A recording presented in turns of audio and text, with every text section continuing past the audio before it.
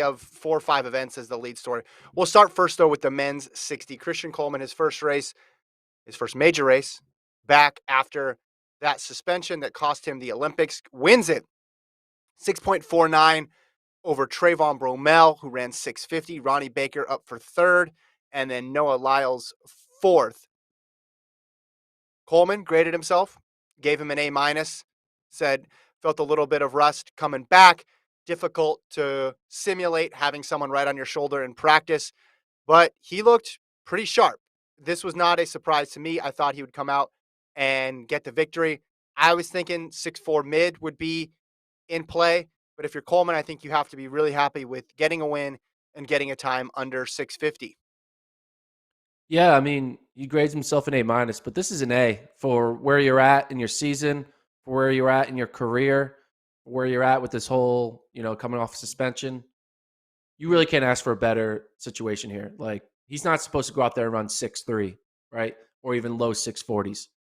And he got out there and he got a win over arguably, a group of the best sprinters in the world. It's not like he went out there and won a rinky dinky, D3 flat track meet or whatever. He beat Trayvon Bromell. He beat Noah Lyles. He beat Ronnie Baker. And, got to take nothing but A out of this. And I think even Bromell, who got second, I think that's an A. Mm. I think him coming up just 0.01 short. He was closing in on him.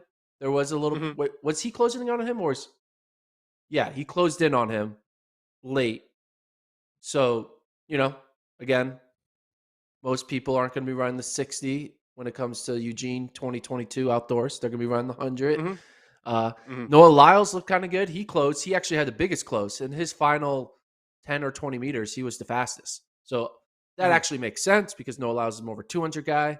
I don't think it says Noah Lyles is going to win the 100, but,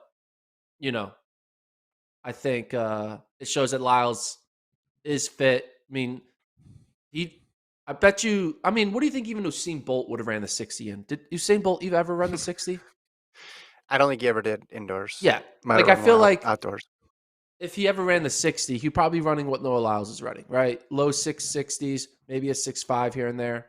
But 60 meters is just not enough time for someone like Noah Lyles to show his true ability. It is enough time, though, for Bromell and Coleman. And I think all around, I think everyone can kind of come away from that race being like, that's what I wanted. It's a weird situation where first through fourth are all kind of like, yeah, that's cool. Yeah. I never understood the perspective that it would take Coleman a bunch of races to get going just because this is a new season and everybody else is taking time to get going. He's run 6'3" before, so obviously he's off of that, but this is a debut. So I don't think we are with Christian Coleman. I don't think we're in a vastly different place than we were 2 years ago. Basically, it's the same Christian Coleman. There's a couple tweaks here and there where he can improve, but I think he's just going to get sharper as the season goes on. He said he wants to run World Indoors. Bromell said he didn't. I think you're right. Everybody gets a win out of this. I said Lyles, if he gets in the top 4, is a success, but that was before Bracey scratched. I still think it's a success watching the race and watching how he closed down. Baker maybe wishes he was a little bit closer in there, but 654 for him is pretty solid. Bromell, I think, just said he's going to run a 200 indoors, and then that's it for him. Coleman, as expected, plans on running World Indoors, at least right now. I would assume Baker would as well. Not sure about the rest of the field, though. Are you surprised that Bromell's not doing it? I mean, he could win World Indoors. He has won World Indoors. And that was in that interview that we have up. That was basically his reason why he's not doing it. He said, I already have it.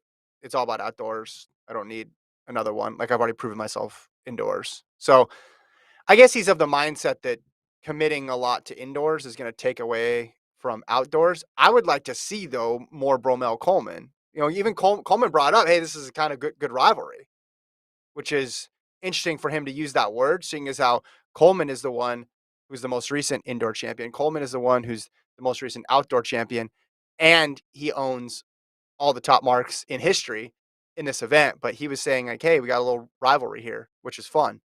So it's a shame we're not going to see it again this year in the 60 again.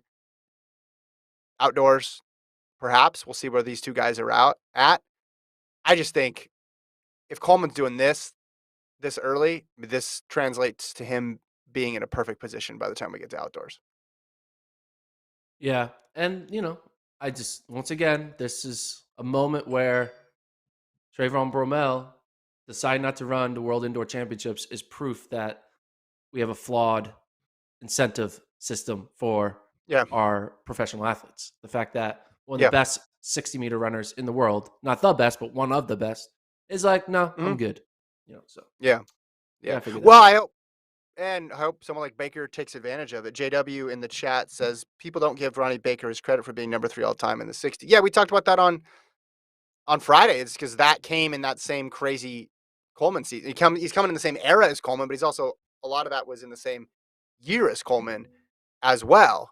And now he has the opportunity though. If Bromell doesn't run, I mean, he would have had the opportunity anyway because he could beat any one of these guys to take advantage, get a world indoor berth, and then go there and win the whole thing. I think that's what he's got to do. But yeah, his 2017-2018 season was nuts, and even the 1920s or the 20 season, the before it got canceled there with the 644. I mean, this he's been very, very good for a very long time in the 60. And I think that means we're going to see him go for it this year indoors along with Coleman. So we'll at least get those two. And maybe I don't know what's up with Bracy. Maybe he comes back and makes it a three-person race. Yeah, all around, I thought it was a fun race where Yeah. kind of got what we wanted out of it. Wish we could get Yeah. more, but hey, that's our sport.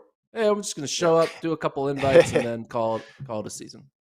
Well, it was close too.